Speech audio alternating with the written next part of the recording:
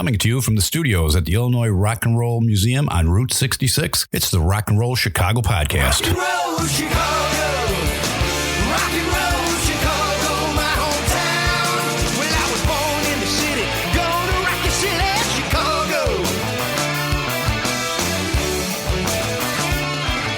Chicago rock and rollers are the best year around. Hey everybody, it's Ray the Roadie.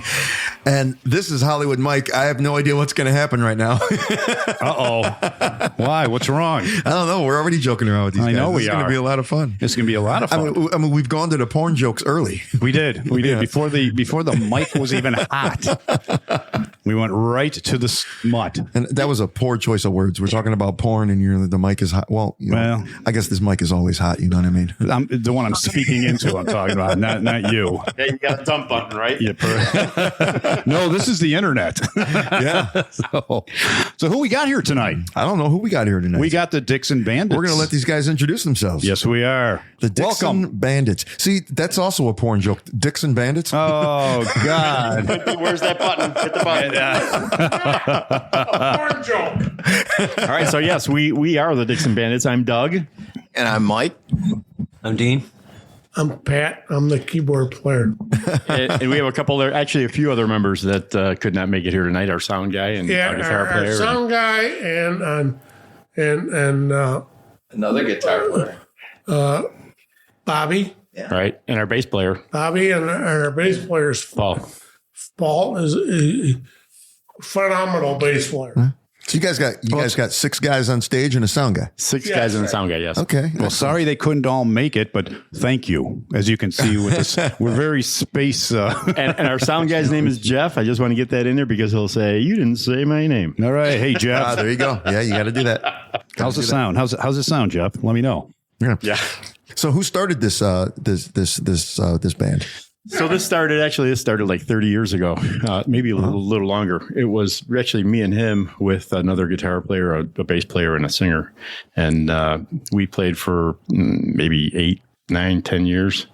But we picked up Pat along the way, the keyboard player. Mm-hmm. And then... Because I had a truck. So, and sometimes that gets you the job.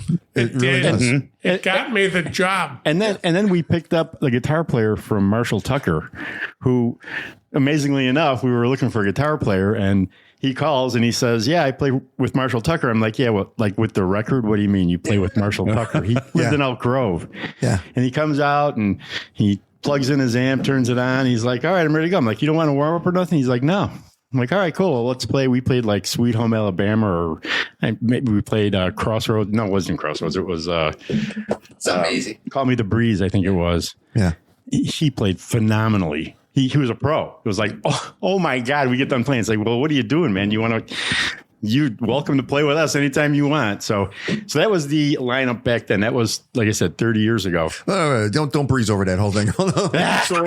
So was this just a road guitarist, or he was in the Marshall Tucker band? He was in Marshall Tucker. Yeah, he was their slide guitar player. An original member of the Marshall Tucker band? No, not an original member. So when Marshall Tucker, when the original members kind of split up, Toy Caldwell, I believe it was Toy. No. When he wanted to put the band back together, he went back to Spartanburg, and he wanted to get players from Spartanburg. Okay. From his hometown. He wanted to get players from, was that North Carolina? Spartanburg, South Carolina. South Carolina, Spartanburg. Stuart came from South Carolina, and he grew up listening to Marshall Tucker Band. Okay. And they invited him in to fill in the space after some people passed away. Oh, okay. And he went on the road with them. He was with them probably 15 or 16, 17 years. Oh, no kidding. Okay. Wow. Yeah. He was not an original member, Right. but I mean. But he was in the band. He was touring with them. Yeah. He was the slide guitar player for Marshall Tucker for many years. I didn't believe him. Yeah. Well, yeah. You never do. Right. So, I mean, he had a girlfriend. He lived in Elk Grove Village. So he moved up from Spartanburg to Elk Grove Village, and he was looking for a job. Okay. He was reading the Illinois Entertainer. At the time, we were looking for a slide guitar player. Stuart plays slide. Right. There's no doubt about that. Professionally. I mean, Absolutely.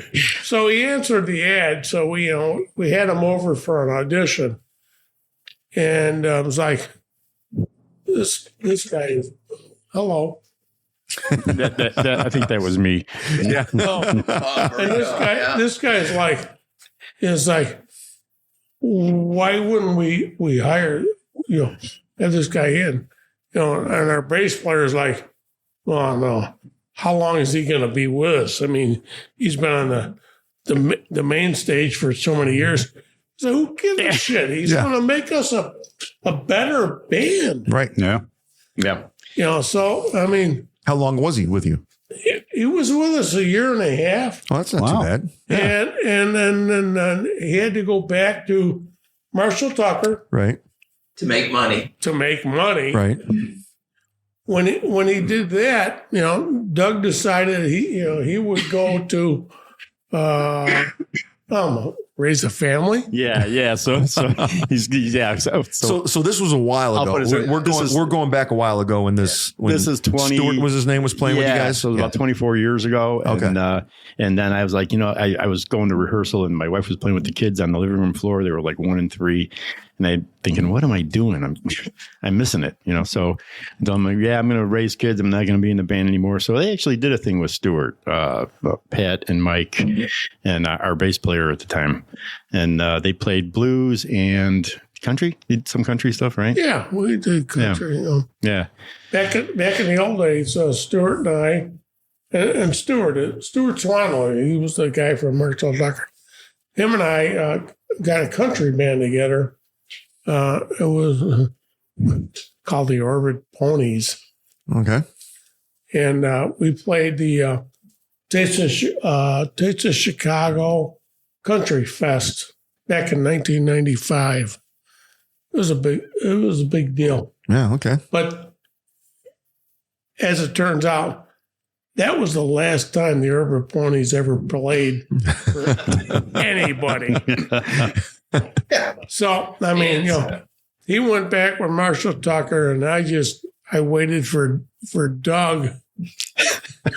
And I could feel him waiting there for years, Like right in his garage, like it was warm over here on the side of your face for years. Stuart and I decided we would put a recording project together. So we put a recording project together. It was basically called the Tone Generators. We recorded a CD. Mike was very much involved in that. As CDs go, right? They don't go anywhere. It's tough. It's a tough market. It is. I mean, we went from CD to Spotify to what else was out there? CD baby. CD baby. That's what it was. I know. We're scratching the bottom now. Yeah. MySpace. We sold a couple in China. We sold a lot of. Germany was a big. Yeah, you were big in Germany. Big in Germany. Oh my God! We just had the records and seen, and I thought we were going to be taken off. We're going to be bigger than Taylor Swift at that. Well, you had the talent, that's for sure. Yeah. Well, Stuart is very good, and I'm sorry to say that in 2012 he passed away. Oh, no kidding. So now we're back here with trying to put this scenario back together with Doug and Mike and Dean and we're trying to do the Southern rock justice. Yeah. So we're not a tribute band. We don't play all Skynyrd or all Allman Brothers or all Molly Hatchet or all ZZ Top. We play all of those bands, but we try to do them as true as they were played when they were played by those bands. Right. So we're not really, whenever we've had guys, guitar players come out to audition and they think, oh, cool, a jam band. I always want to be part of a jam band. It's like, that's not really what this is. I can count on one hand, on 2 fingers, how many opportunities I get during a show to improvise. And I usually even know how I'm going to improvise during that time. There's really there's no surprises. Mm-hmm. And that's everybody that sees us. They're like, wow, you guys are so tight. I can't believe it. I've never heard it played that great. And it's like, because we all know exactly what we're going to do. Just like the bands did that played this stuff. Right. Allman Brothers and Skynyrd, particularly Skynyrd, they knew exactly what they were going to play and how they were going to play it. And the whole band knew. So they sounded tight. They sounded great. It's a big reason why I think that their music is still popular today, because they were just they played this stuff that just seemed like it was so loose, but it was so tight. And they played it the same way every time. Every time they played it that way. And people were like, it sounds just like the record. Like, these guys are great. Call me the breeze. I keep blowing down the road. Well, now they call me the breeze, babe. I keep blowing down the road. And I ain't got me nobody. I don't care me no more. Ain't no change in the weather. Ain't no changes in me. But So guitar solos, everything you guys are playing those things note for note, or you pretty taking much. some leeway? Yep, Yeah, pretty much. Yep. Yeah. Okay. It's a lot of work. It's a lot of that time. is a lot of work. It's a lot of I'm not time. willing to put in that kind of work. When it becomes too much like work, I'm not doing it anymore. And says every guitar player who joins our band. That's what I got to battle. But they all eventually jump in. They all eventually fall in. When we're done with the show and people are coming up to me and they're telling me how awesome of a guitar player I am. And it's really just because I'm playing the way they played it. And the other guitar player, whoever that is in the band, we've gone through a few now, they see that and they're like, damn, I got to start playing this stuff the way it goes, because I want to get that. Right. So, yeah. So at the three of us, we've been around a long time. Dean is actually the second newest member. And I have to tell this story. And here, you need a microphone, Dean, because I am going to tell this story. So Dean calls. Know what you're going to say. Dean calls up. He calls us to audition, and I'm talking to him like, "So, have you been in any bands? What kind of music do you play? What have you been doing?" He's like, "Well, nothing actually." He said, "I think he was in a band when he was 18. I think he said he was in a band when he was 18." And I'm like, really? And how old are you now? So I'm thinking, all right, well, I'm like, do you like Southern rock? Is that something that you listen to a lot? He's like, well, yeah, I like Southern rock. I like a lot of different kinds of music, but yeah, I like Southern rock. I lied. So I'm thinking, all right, well, what the heck? There's not many people that are responding. Not a lot of singers want to sing Southern rock, because it's not. I mean, we had guys come out to audition who could sing, and they could sing Journey, REO Speedwagon. They could sing, Boston. They could sing, but they couldn't sing this. It's like, it's a different animal. Singing Southern rock it's a guttural. It's a thing. So yeah, we had nobody. I'm learning a lot here. After we saw like 4 or 5 guys, none of those guys were going to work. And then the night he comes out to audition, so you guys get to see what he looks like. People that are listening to this, they don't get to see. You got to go to our website. Really good looking. Yeah, he is. But you got to go to our website or look us up on YouTube, Dixon Bandits, and get a look at what Dean looks like, because this guy gets out of his car outside of Mike's house to audition, and I see him and I'm thinking, oh God, here we go. Oh boy. I'm going to take that as a compliment. Okay, so if you put a wool beanie on his head, he looks like Billy Gibbons. Yes, He does. Good. Right. He's got the long ZZ Top beard and everything. Yeah. But I got to tell you, he came in and 2 feet shorter. he crossed the T's and dotted the I's, and we're thinking, really, this guy hasn't been playing in a band like ever since 18? Really? You haven't been singing? Because he hasn't played since they invented the guitar. he was nailing it. I mean, just nailing it. And our big concern was, just like with Stuart, our big concern was, how long is he going to stay with this? Is it going to be 3 months? And he's going to say, wow, this is a lot of work. This is a lot more than I thought it was going to be. And I got 3 kids in high school, and I can't really do this. So what we thought, we had nobody else. Let's give him a shot. And if he takes off, and we'll just ride his coattails.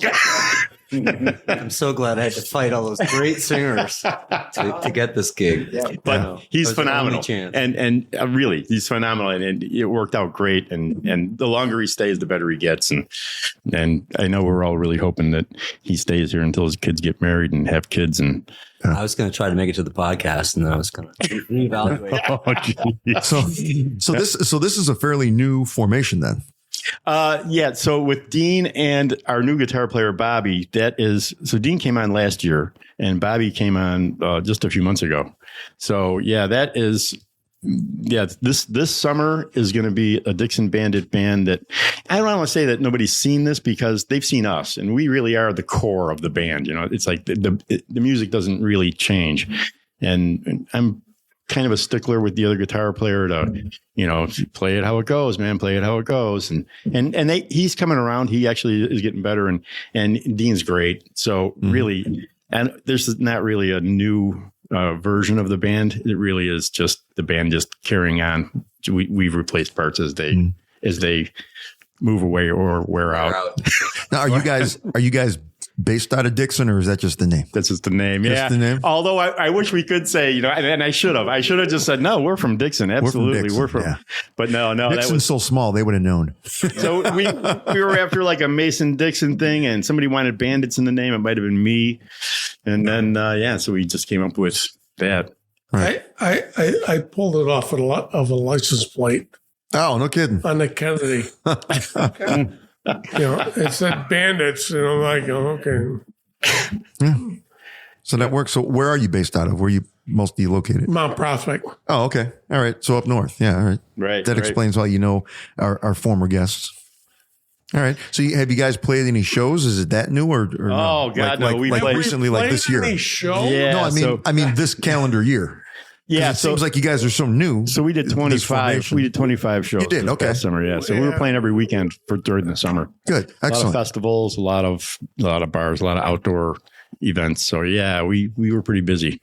Probably the most busy that we've been since we put this back together. Okay, you take the winters off. So since we had to break in a new guitar player, we specifically took this time off. We don't really try to take the winters off, but it just ends up turning out that way. and the reason why we're breaking a new guitar player is because our last guitar player decided that he wanted to do a solo act in Florida. Oh, so he wanted to do. That's a big thing. I got a lot of friends doing that. He's taking off. He's fantastic. I mean, he does this thing, and he holds a fish in his hand, and not at the same time. And he's phenomenal. He's got a CD out with a bunch of. Island songs. What's his name? Right. Who's it? Scott Sinclair. Scott Sinclair. Okay. Yeah. So and he's a fabulous musician. Mm-hmm. He is. He plays guitar. He sings. He's very familiar with looping. He'll have a keyboard with him. Yeah. Drum machine. That's what they're doing. Loop the keyboard and he'll just start playing his guitar and singing. And it really is quite phenomenal. Yeah. And if we let him, he'd be the lead singer in this band. But sure. We didn't let him. You didn't let him. No, that's crazy. I've got 4 friends that I used to see all the time, and all of a sudden they're gone. And I'm seeing them on Facebook. They're living in Florida now. They just packed everything up, went to Florida, and they're doing that. The looper thing with an acoustic guitar, and they're playing on the deck by the beach. And hey, if you can make $300 a show, and it's just you, and you get 3 shows a week, that's a living. Well, they're actually doing a little bit better than that, believe it or not. Because I mean, especially during the summer with the tourists and stuff, and they're just flipping $20 into a tip jar. Right. There's no dental in that. That's true. There's not. And there's no 401k. No. Right. Yeah. But every week you get a new crowd, though, right? Every week you get a new audience. That's exactly right. Yep. Wow. Well, if you go down to Key West, they start at some bar at 11 in the morning, and they'll play a couple hours there. Bounce over to another bar. Sure. Somebody that was at that bar comes to this other, and they just hit all the bars every day, make their money, and go home. Yeah, right. That's great. You're listening to the Rock and Roll Chicago Podcast. I'm Christy from Crime Cave Podcast. I've had a huge interest in true crime since my days of watching marathons of Snapped back in the mid-90s. I needed an outlet to talk about the cases that have haunted me for a very long time.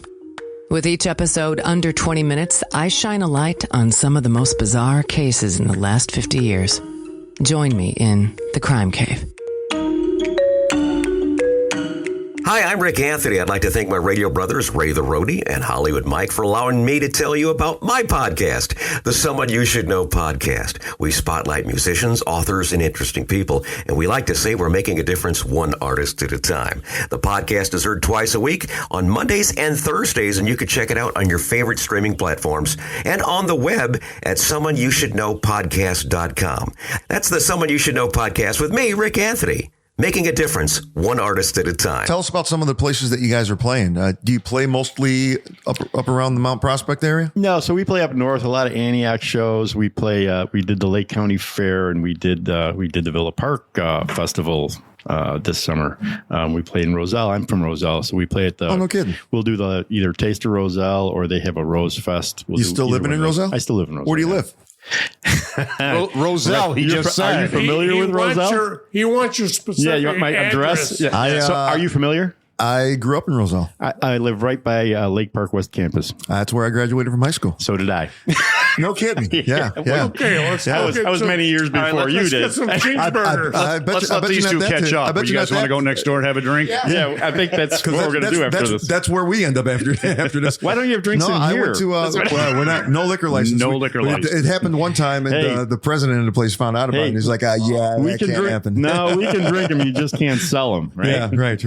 No, I went to St. Walter's Grade School, graduated from Lake Park. St. Walter's is our church, That's where we go. And I grew up, the house that I lived in was 4 houses away from Coach Light's skating rink. No kidding. Wow. Yeah. Wow. And right on Bryn Mawr. We were right on Bryn Mawr. I'm right on Bryn Mawr. And my first job, I was a DJ at Coach Light. Wow. Fantastic. Do you play bongos? I can, yeah. There we go. Now we got percussion. Yeah. So we started playing at places like the McHenry VFW, the Queen of Hearts. That was one of our, when we first started playing out there, it was like one of the first places. We play at Keefe's Reef, and I love that place. Yeah, we've been. I love playing Keefe's Reef. Right. Yeah. And where else have we been? We've been in Mount Prospect, right? We play at Station 34 and At Work Sports Bar in Elk Grove, and we did the Mount Prospect Lions Fest on the 4th of July. Yeah. That was pretty nice. That was fun. Very hot. It was very hot, but yeah. So you guys have done some festivals and stuff. That's always a lot of fun in the summertime. Yeah. So right now, December and January, I'm going to be very busy booking and getting in touch with people for festivals. Right. And then we build the rest of our schedule around that. Once we get festivals locked in, come January, come February, festivals are pretty much done. They're all booked. So do you get a lot of gigs through, or do you get involved in that SPRA organization? Is that how you get your outdoor stuff? We are involved in SPRA. I have gotten 0 from SPRA. Oh, really? Yeah, I don't. So I don't know if there's. So they didn't let people get together during COVID. Yeah, right. So they never actually brought it back yet, as far as I know. So we show up in the book, right? But that's geez. Yeah. First, people have to open the book first, right? That's the right. So what's your favorite? What's your favorite venue or favorite place to play? Is it more the outdoor stuff, or do you have an inside place? Yeah, I think I'm going to say Taste of Roselle is our favorite all time to play at, because the crowd is just so receptive. They're so into it. It's amazing. And it blows us away, because we play at a lot of places where some places, you get a mediocre people paying attention. Other places you get a little more of people are involved. But at Taste of Roselle, people are in. They are up by the stage, dancing, singing, clapping, just going nuts. And it's fantastic. And we just and we were looking at each other saying, we can't believe it. This is great. Why can't every audience be like this? Because wow. Yeah. No, that is a great festival. It always was a good festival. So yeah. Keefe's Reef, that place. I played there a few times, and what a fun place that is to play in the summertime. That is one of my favorite places. Have you ever heard of that, Ray? I have. I've never been there. And the stage is like I think it's a pontoon boat. It's a pontoon boat. It's a pontoon boat, but then they they cut like a trailer. Yeah. In half too. So it's like the flat part of the stage is a pontoon boat, and then the drum riser's up by what looks like a trailer or something. So yeah, the pontoon is where the drums are, like that. and then they just have a platform out in front of the pontoon, and that's where guitars, singer. What instrument do you play? Guitar, and I'm the lead singer of Cadillac Groove. Cadillac Groove. Yeah. Yeah. I've heard of that. All right. I hope so. All right. So what's next for you guys? What are you looking to do this coming year? Well, I guess what would have to happen? What would have to happen in the coming year for you guys to say, hell, this was a good year? More shows. I mean, I think more just bigger shows. Just, every year we seem to, it seems to roll, every year it just gathers more steam. And it's not really because people, we put out videos all the time. It's not because people look at the videos and say, wow, these guys are good. Most of the time when I contact people through email, those emails are never looked at. I put our promo package in there and I know they're not contacting me. It's because they just never even looked at it. It went right to trash or whatever. So it really is just diligence, I think, on our part to just, keep going after shows, to keep, to stay in their view. And then the more shows we play, the more people we know, the more people I can actually call. Yeah. And that really kind of locks in. We've got a couple of places that we play at. Crossroads of Ivanhoe is one of them. They just absolutely love us over there. So we played there a couple of times last year, and the guy's like, I want to get you here like 3 or 4 times next year. So depending on how many festivals we get, I would prefer to play festivals, but once all the festival time is locked in, then we book other places around the festivals. So, we're always after, obviously, just bigger places, more money, right? It always comes down to that. We'll do a few places that we've done, forever, like at Work Sports Bar. We'll always play there. That's kind of home for us. It's kind of our base. That was my next question. Yeah. So, and they're not big enough to pay a lot of money. Sure. So they can't get enough people in, but it's okay with us because they were with us from early on, and we're cool with that. When we first started as a band, there was this guy that was calling me. He goes, "When are you guys going to be ready? When are you guys going to be ready?" Right. And I'm like, yeah, I don't know. No, this is Jim. You're talking about Jim. Because it was a lack of confidence in the entire group. Okay. So he finally booked us at work place. We got there, we set all our shit up, and it's like we blew them away. Yeah. And he's like, he goes, you fucker.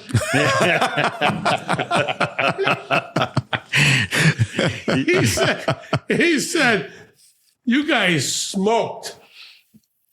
And don't hold that back.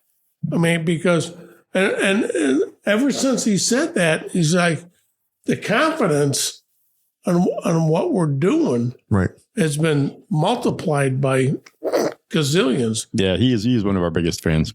Yeah, Jim. Jim Fletcher. He's the owner of... This is Jim Fletcher. So he actually he's been in a couple of bands. He has a group now that he plays with called Friends, Just Friends, Wasn't it Fairlane? And is this guy the owner of... He books bands for a handful of locations, handful of bars. Gotcha. Jim Fletcher is the lead singer for the Fairlanes. The Fairlanes. And they've been around for years. Yeah. Okay. Years. I mean... I think we have an interview with them, don't we? Is that what you're looking for? Yeah. I don't know if that up, but I auditioned for them. Okay. And I failed. I was not good enough for them. And it was shortly after that. I love the serious look on his face. He's like, you have no business being in our band. This is what you're doing. Okay. So I was like, okay. So, I mean, it was a great inspiration for us, for him to come up with that, and I think that gave us the motivation to move on to different venues. And I know Mike likes it because he just likes to work. So you guys seem to be playing or looking to play a lot. Yes. Yeah. Yeah, I think once a weekend or once a week is kind of the, I don't want to say that's the goal, but during the summer, once a week. Okay. It really is because when you do the festivals and you can put shows in between them, sometimes you can, you do a festival on a Friday night, you still got the weekend, to be free. We try not to book shows. Like if we play on a Friday night, we try not to do anything on Saturday or Sunday. Sure. Just one show a week. Yeah. But, I know bands that do 3 shows in a night. That could be 50 shows a year. That's right. That would be nice. If there's a special, we can do that. Right. And we've had a couple that were equipment failure. Oh, we've had a couple of private parties right. that wanted us no matter what. Right. So we bent over backwards for it, and we were able to provide the service. Sure. Right. So you guys are the older generation of musicians that are out there right now. What makes your first clue? But gray hair?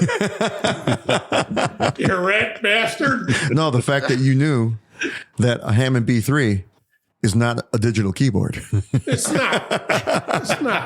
Because I'll tell you, it's so funny because I had that conversation on Sunday night with a bunch of keyboard players who are like, oh yeah, I love those Hammond B3s. I'm going to go out and get one. And I'm looking at this 19-year-old kid going, yeah, right. Yeah, sure. You're just going to go out and get one. He goes, what? They have them at Guitar Center.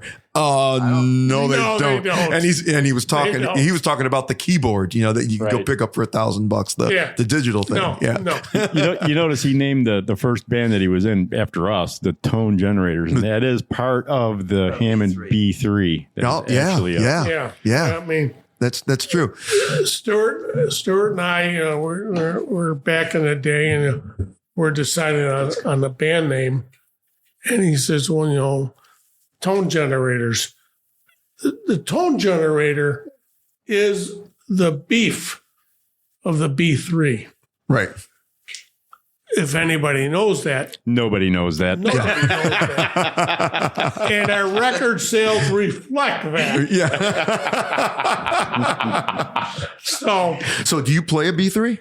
I used to until I sold it. You sold it. It's heavy. We were all in our 30s, and that thing weighs about 500 pounds. Yeah. I know. They're big. Yeah. 420 pounds. Leslie was 165. Yeah. So then what do you play now? Because I'm assuming you want that tone. What do you play? I got a Leslie Studio 12. Okay. Which is a small version of the Leslie. And I use a Nord keyboard for the organ sounds. Okay. All right.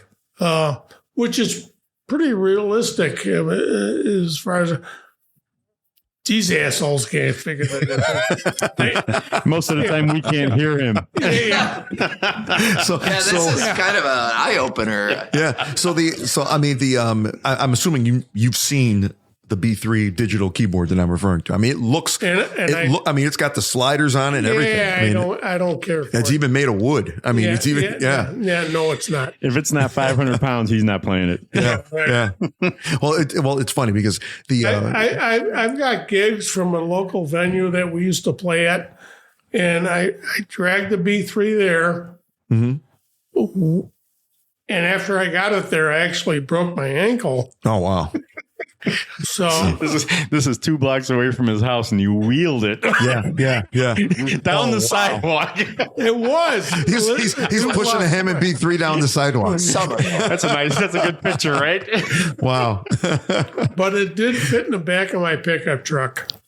How'd you get it to the back of your pickup truck? I have friends. I had friends. We're not friends with him anymore because that asshole calls us over to lift his B3 into the back of his truck all the time. That truck is how he got this gig. Back in the day, I had an opportunity to play with Kevin Purcell and the Nightburners. I actually know Kevin Purcell. I went to school with him.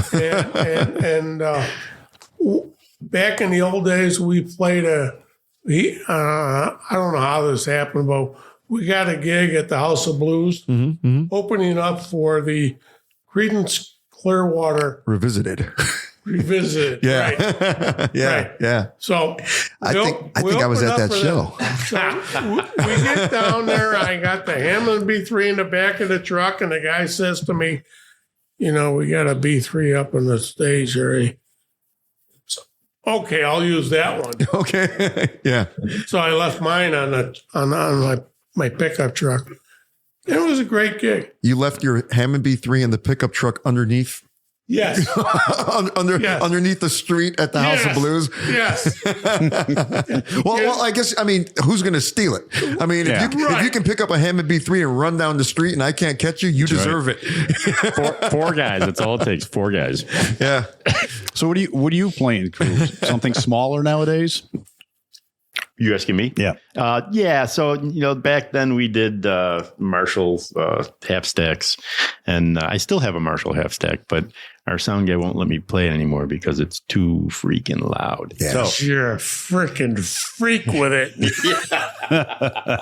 Guitar players. I hate guitar players that crank their amps up like that. God forbid guitar players want awesome tone, right? Right. Turn it down. I did. So I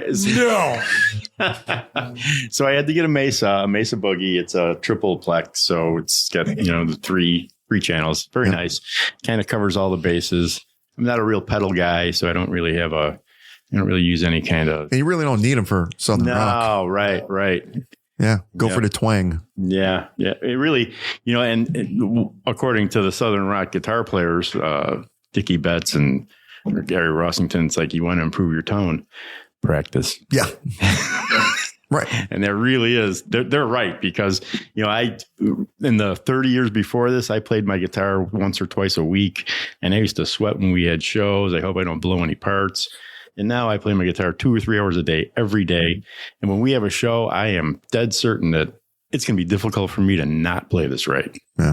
It's just it becomes so, you can make it sound so much better when you know exactly what you're doing and you've done it 1,000 times. Absolutely. Mm-hmm. Absolutely. I love Southern rock. That's play it until you can't play it wrong. Right. Yeah. I absolutely love Southern rock. That's what my father listened to. That's what I grew up listening to in the whole bit. And as a young guitarist, I was looking for the greatest sounding gain, right? Because that's what Absolutely. I grew up in the 80s, right? I was listening to, Guns N' Roses and stuff like that. Yep. And then as I matured as a guitar player, I wanted the most inconspicuous overdrive that I could find. I wanted the sustain without the transistor buzz. Yes, exactly, right? Yeah, absolutely. Yep. So I went from Marshalls to now I have a Fender 68 Custom Deluxe, which is the cleanest amp you can buy. Yeah, right. And a tube screamer if I need it. Sure. That's about it. But a great example is the sustain that you're talking about. Really, after you play enough, that sustain just happens. Your fingers are strong enough and you're shaking it and it's just smooth. And it's like, wow, right. We don't need a pedal anymore. Right. Yeah. Right. It's pretty cool. I wanted to say, so the only formal music lessons I've ever taken in my life were organ lessons. I wanted to play the guitar, but nope. My mother said, nope, you're going to play organ in church. He wants to play guitar. and I wasn't convinced. But then I was in 3rd grade and my friend Ricky got called up to the stage during a school assembly and he starts playing this organ, right? And he played the Marine hymn. And I was like, oh my God, Ricky can play the organ. So I went home and I said, okay, Mom, yeah, you're right. I want to play the organ.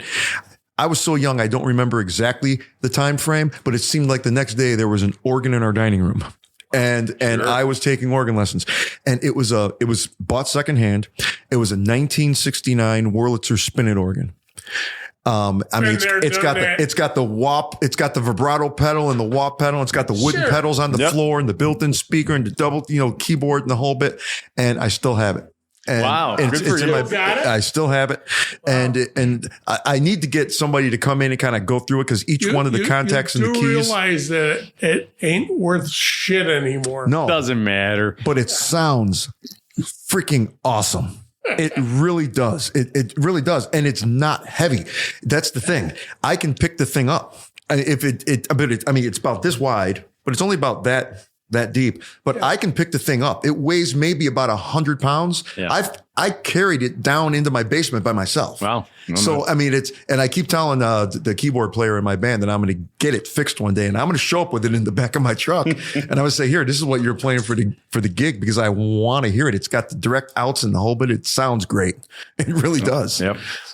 Interesting. So how many of us, I also had to play an organ when I was a kid, even though I begged my parents for a guitar. Like, we got an organ right here. My parents had a Lowry, but it had the wah and the pedal and all the effect box, all the different beats, drum sounds. Right. And I did that for about a year. I never could get my head around it. I was terrible. I practiced all the time, couldn't do it. Mm-hmm. And then eventually my parents gave in and let me buy a guitar. Yeah. But you know what? I'll tell you what I loved about the lessons is I had this, my teacher was a guy named Norm Lesser, and he was, I took lessons for 5 years, and his big thing was don't look at your feet, because I was playing the bass pedals and everything too. Right. And he's like, don't look at your feet. And he smacked me on my knee. Don't look at your feet. Right. I've never taken drum lessons, and I am not a drummer. I will tell you this. I am not a drummer. I'm the worst drummer you've ever heard. But because of that, I can sit behind a drum set. And, I can do, right. I can play a drum set because I'm used to not looking at my feet, and my feet are doing something that my hands are doing differently in the whole bit. And that's the way I learned how to play music. Interesting. Yeah, I've seen our drummer do that too. The whole tap your head, rub your belly behind the drum. He does it all the time. Nothing to do with drums. I like doing it. That's why he's got no hair anymore. He just rubbed all the hair on the top of his head. It's calming. It's very calming. So what makes the, for the younger listeners that are out there, who, I encounter it all the time. They hear a Southern rock song and they say, oh, that's pretty cool. I like the blues. Right. Which makes total sense. But for the young listeners out there, so what makes the Southern rock sound? What makes Southern rock different than classic rock and roll from the same era? What makes it different? What is it? Well, you know what? I think it has more of a, there are definitely Southern rock songs that are just 12-bar blues, right? I mean, absolutely. So many of them could just be blues. Right. But, there's a certain, in fact, we had one guy coming out to audition playing guitar, and there are certain things that Southern rock guitar players do all the time and it makes it sound like a Southern rock song. And the guy that I'm thinking of, and I can't remember his name, but he was having a hard time doing that thing that I do 200 times in a night. And you don't even realize it. Yeah, right. And it's and he was like, this is so hard. It's like, this is not going to work. Yeah. Yeah. But there really is. There really are just some things that make, that take a blues song and make it sound, I don't want to say country because it's not really country. It's right. They give it just an edgy groove, an edgy groove, and just a biting kind of. I think, and if you add in keyboards on top of that, particularly piano for Skynyrd and organ for Allman Brothers, but I think. With Allman Brothers, it's kind of a mix of, they get more into jazz, right? It's more of a kind of a fusion blues jazz kind of thing. Right. Particularly with Elizabeth Reed, which we can never play. That's going to end real soon. No, not enough people know it. It's just, it's so long. And it's no vocals. And, do you know? Yeah, I know exactly what you're talking about. Yeah. Do you know Elizabeth Reed? Not personally. Yeah. But I think that it just has its own, it has its own kind of Elizabeth groove. Reed. Yeah.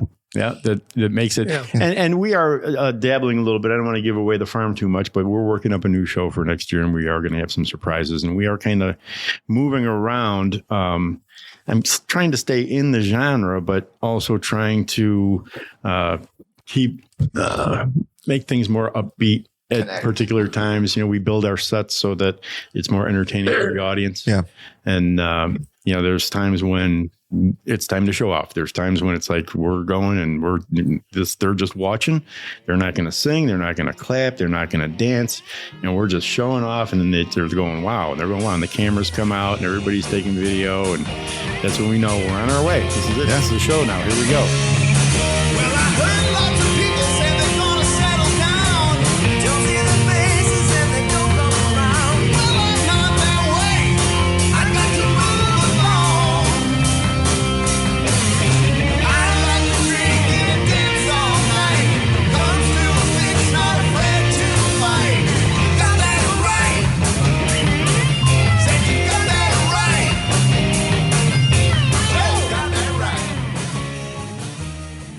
And then once we start getting these things where they can actually get up and dance, we get a couple of girls up dancing, and now that's it. They get a couple of guys come up, and next thing you know, the place is just we're in. You know what I mean? And then Did you see those girls at the last place we're in? and this is on the way home. Public service announcement. Where is this place? He says to me before the show, oh no. you see those girls over there by the bar? Yeah. They will be up there dancing. I told him our mission is to get them up here dancing, because we get them up here, then we go in the place. Wait, so who's your front man?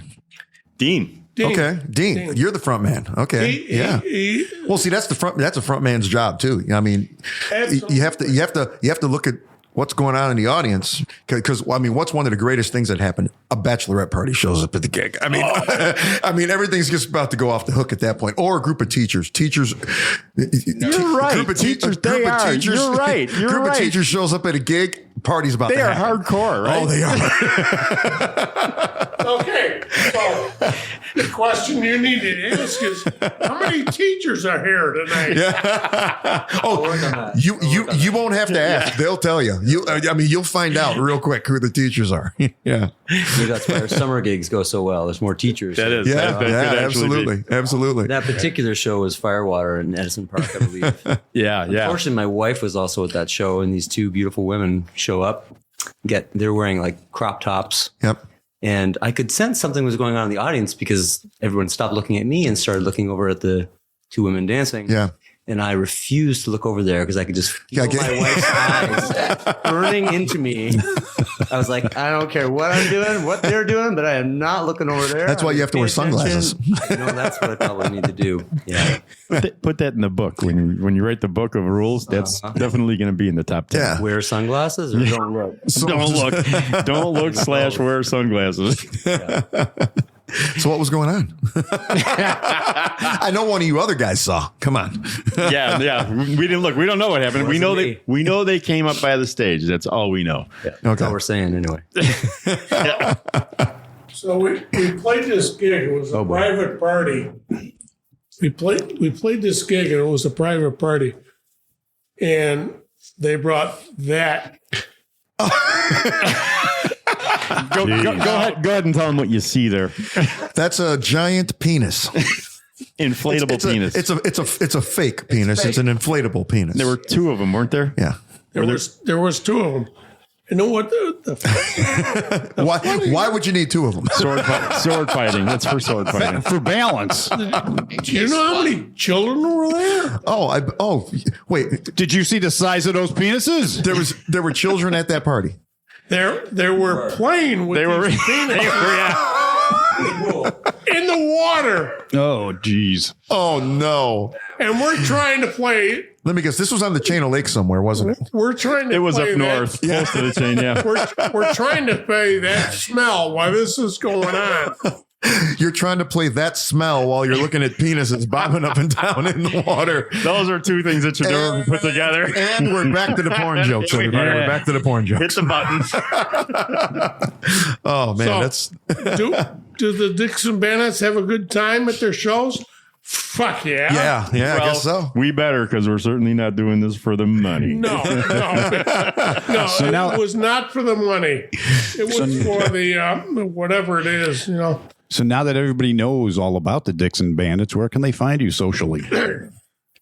Oh, you can find us on DixonBandits.com. We actually got the name DixonBandits.com. Yep. And we have our Facebook page. That's Dixon Bandits. DIXON Bandits. That's right. Not DICKSAND. Yeah, we are going very good. You know what? I never think to point that out, and you're absolutely right. Yeah. And then on Facebook, Dixon Bandits. And you can also just Google Dixon Bandits and see all our YouTube videos that are out there. There's a ton, and we're not ashamed of any one of those. They're all very good, and Yeah. Oh, and there's actually some from, this is going back a few years, when we played in Duluth, Minnesota. We did a... you went all the way to Duluth, Minnesota? Yeah, the singer that we had back then, this is like 2 years ago, and our previous singer, he's from Minnesota, and he had some contacts up there. So we played at a tribute fest in Duluth, Minnesota. I've heard of that tribute fest. Yeah, for free. Yeah. So, and we did a Allman Brothers tribute. Wait, you went all the way to Duluth for free? This gets better. Wow. Yeah. Wow. Yeah. So, but we did Allman Brothers because they had a Skynyrd tribute band lined up that's there every year. These guys, they live in Duluth, and this is their gig to play Skynyrd there. I have heard of that festival. We also did some Molly Hatchet off. Molly Hatchet. There's a side show. There's a on side a different stage. stage. Trailer. The day before. Right. Mm-hmm. That's a famous festival. I mean, people actually go to that from all over the place. That's why we went. We went so we could get video. And all the videos are still out there, and it was a great show, and we looked very professional. And I don't know if we actually got another show out of that, but right. We probably could have, but you probably had a great road trip story. My God. We got pictures from the front porch. So I am going to tell this story. So here we go. So here we are. We're on the front porch of this big house, and we're all staying there. The whole band, the wives, we're all there. This 18, whatever the fuck it was, 18th century colonial. And there's some old buildings in Duluth. I've been to Duluth many times. Old Victorian house. And, beautiful old houses too. The entire band stayed there. Right. And there was a pool table with some kind of animal laid out underneath it. We don't know what that animal was. We never found out what it was, but we a dead rotting corpse laying underneath the table. Kind of, yeah. Oh man, they had a porch out in front, and they said no smoking on the porch, and they said there were cameras out there. I'm a cigar smoker, and there was cameras out there. So we're drinking. We got beer, and we got a bottle of bourbon out there, a bottle of Bullet, and so. Naturally, we're halfway through the bottle of Bullet, and I'm like, I'm going to spark up a cigar. Steve, our old singer, he's the guy that actually rented it, and it was his responsibility to take care of this house, but he already went to bed. So I sparked up that cigar. Next thing I know, I'm in the middle of the porch, sitting next to this guy. We're killing the bottle of bourbon. It's 3:00 in the morning. I finally, maybe later than that even. So we finally go to bed. I get into bed, and there's a light coming through. The doors are very big, and there's a window on top of the door, and there's a light from the hallway coming right through the window. And I'm like, God, I got to find a way to turn that light off. So I go out in the hall. I'm in my underwear. I go out in the hall. There's 6 other couples right in this house, and I'm stumbling around the hall, out of my mind, blasted, trying to find the light switch, which does not exist for this. They have to have this light on by rule.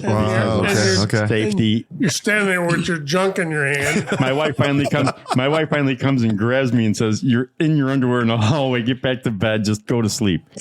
So 3-4 hours later, I wake up, still hammered. And it's time to go. And I'm thinking, oh, God, I had that cigar out on the porch, and I didn't get rid of the ashes. And I run out there, in my hammered state. And I pass this guy. He's sitting on a chair, a little ottoman couch thing by the front door. And I walk past him, like, good morning. And he looks up at me. He says, go fuck yourself.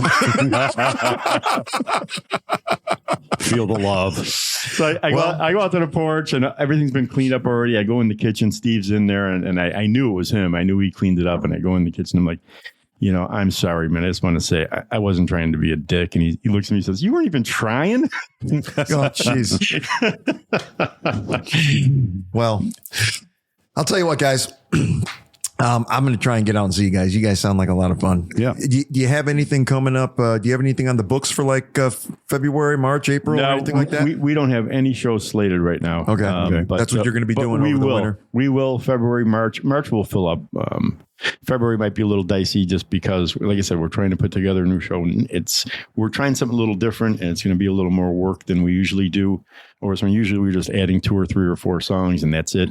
Right. We're doing something a little different this time, and we're hoping that it makes our show more of a, I don't want to say an all ages show, but an all tastes show. Sure. Right. Some people just kind of get turned off by Southern rock and they won't come out, but if we can make it more of an entertaining our goal is really just to be more entertaining, to take Southern rock and find a way to package it so it can be as entertaining as any music you would hear. Right. So, excellent. Yeah. Well, I say we get to the end of this thing, Ray, and we go visit our friends next door. They're bourbon drinkers, by the way. Oh, yeah, see. Our neighbors next door, the bourbon selection is there because of he and I. We started going there after our podcasts, and they didn't have any bourbon over there. And a lot of the bourbon distilleries in Kentucky are my clients, and I gave them a list and said, here. You guys got to have some. You guys got to buy some of these bourbons, and there's some over there. I heard the Dixon Bandits are buying tonight. Are they? Well, let's go. You heard wrong, my friend.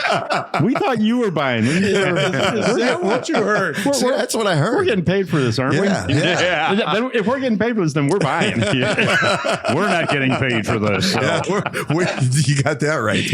There's a lot of that going around. All righty, guys. Thanks for coming out. Hey, thanks for having us. This was a blast. We'll see you guys. Right. Well, that was fun.